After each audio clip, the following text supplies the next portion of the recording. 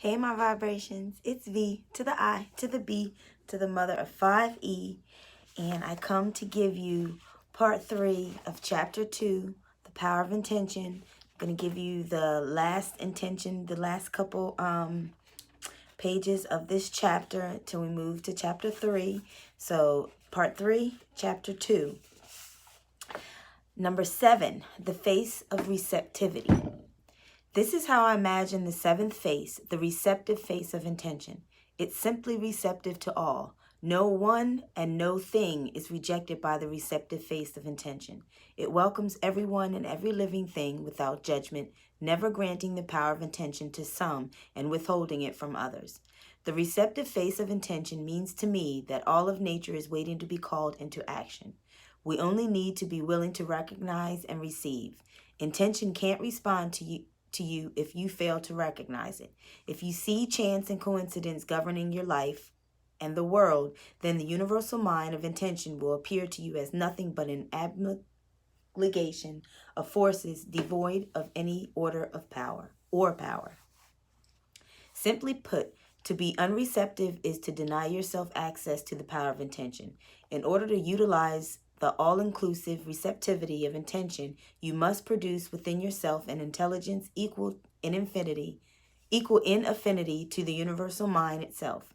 You must not only become receptive to having guidance available to you to manifest your human intentions, but you must be receptive to giving this energy back to the world. One more time. You must not only become receptive to having guidance available to you to manifest your human intentions, but you must be receptive to giving this energy back to the world. As I've said many times in speeches and earlier writings, your job is not to say how, it's to say yes. Yes, I'm willing. Yes, I know that the power of intention is universal. It's denied to no one. The face of receptivity smiles on me as what I need flows to me from the source, and the source is receptive to my tapping into it to co-create books, speeches, videos, audios, and anything else that I've been fortunate enough to have on my resume. By being receptive, I'm in harmony with the power of intention of the universal creative force. This works in so many different ways. You'll see the right people magically appearing in your life, your body healing, and if it's something you want, you'll even discover yourself becoming a better dancer, card player, or athlete. The field of intention allows everything to emanate into form, and its unlimited potential is built into all that has manifested even before its initial birth pangs were being expressed. In this chapter, you've read about my concept of the 7 faces of intention. They're creative, kind, loving, beautiful, ever-expanding, endlessly abundant, and receptive to all. And you can connect this to this alluring field of intention.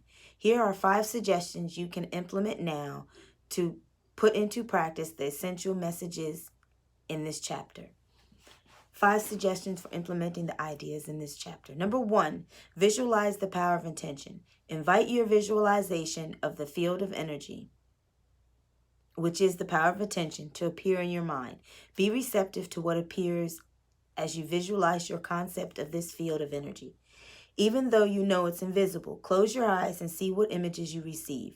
Recite the 7 words that represent the 7 faces of intention: creative, kind, loving, beautiful, expanding, abundant, and receptive. Memorize these 7 words and use them to bring you to harmony with the power of intention as you visualize it. Remind yourself that when you feel or behave inconsistently with these 7 faces of intention, you've disconnected from the power of intention. Allow these 7 words to decorate your visualization of the power of intention, and notice the shift in your perspective as you regain your connection to it. Number 2, be reflective. A mirror reflects without distortion or judgment. Consider being like a mirror and reflect what comes into your life without judgment or opinions. Be unattached to all who come into your life by not demanding that they stay, go, or appear at your whim. Discontinue judging yourself or others for being too fat, too tall, too ugly, too anything. Just as the power of intention accepts and reflects you without judgment or attachment, try to be the same with what appears in your life. Be like a mirror. Number 3, expect beauty. This suggestion includes expecting kindness and love along with beauty to be in your life by deeply loving yourself, your surroundings, and by showing reverence for all of life. There's always something beautiful to be experienced wherever you are. Right now, look around you and select beauty as your focus. This is so different from habitually being alert for ways to feel hurt, angry, or offended. Expecting beauty helps you perceive the power of intention in your life.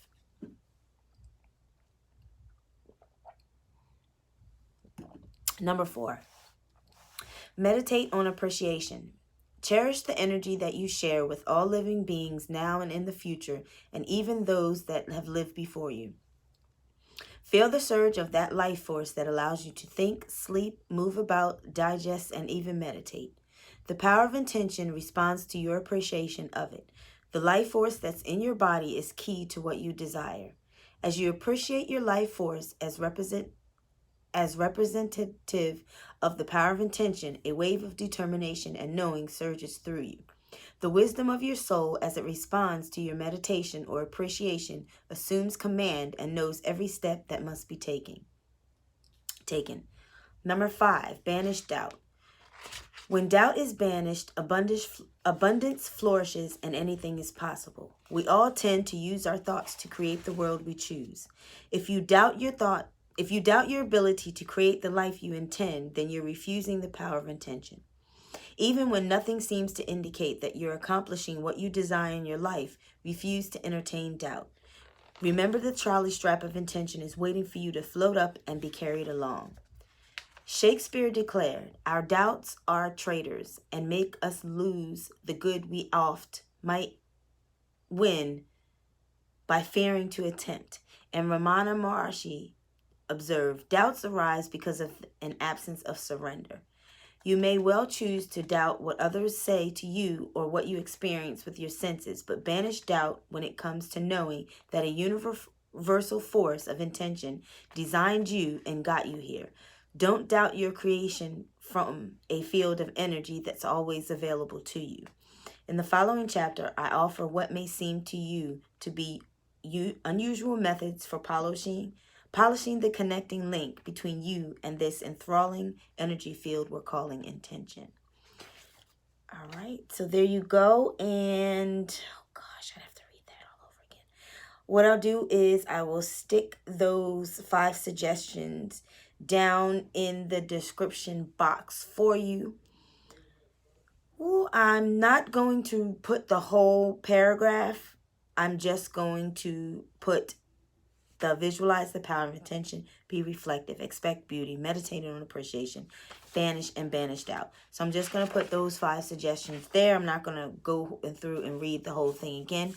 If you would like to do that, this is what the cover of the book looks like. You can get your copy, and I know it's available for digital and for purchase. The Power of Intention by Dr. Wayne Dyer. And I will see you guys not tomorrow. What I think I'm going to do, I only finished this chapter because I wanted to get the chapter finished. I think I'm going to do the read the book Monday through Friday and keep my weekends to myself, just because I almost forgot to come back and read this chapter, but I did want to get the chapter done. So we'll start chapter 3 on Monday. So that gives everybody enough time, if you want, to get your copy of The Power of Intention and we can read together. That way we'll have something to discuss. And if you have something that you want to say about those 7 faces of intention, creative, kindness, loving, beauty, expansion, abundance, and receptivity. So, and that it does help to write those down and have them around and to say them. It does. Intention is very, very important. And yeah, so I'll see you guys on Monday, chapter 3.